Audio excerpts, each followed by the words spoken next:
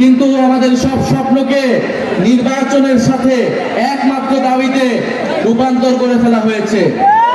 আমরা বলেছি আমরা নির্বাচন চাই, আমরা গণতন্ত্রের পক্ষে লড়াই করা শক্তি, আমরা ভোটাধিকারের জন্য লড়াই করা শক্তি, কিন্তু বিচার সংস্কার ছাড়া নির্বাচন অর্থহীন হয়ে যাবে। এই নির্বাচনকে জনগণ গ্রহণ করবে না। ফলে বিচার এবং সংস্কারের যতটুকু আমরা এগিয়েছি তার পক্ষে আমাদেরকে আরো ঐক্যমত করে আমাদেরকে নির্বাচনের দিকে যেতে হবে। আমরা বলেছি আমাদের একটি নতুন সংবিধান প্রয়োজন, যেই সংবিধানে বাংলাদেশের মানুষের মানবাধিকারের কথা লেখা থাকবে, বাংলাদেশের যে ঐতিহাসিক লড়াই 1947 সালের আজাদীর লড়াই, 1971-এর স্বাধীনতা সংগ্রাম এবং 24-এর গণ অভ্যুত্থানের স্বীকৃতি দেওয়া থাকবে এবং এই সংবিধানে সকল জাতি ধর্ম সকলের সমান অধিকার নিশ্চিত করা হবে। সেই নতুন সংবিধানের বিপক্ষে দাঁড়িয়ে যাচ্ছে বিভিন্ন রাজনৈতিক শক্তি।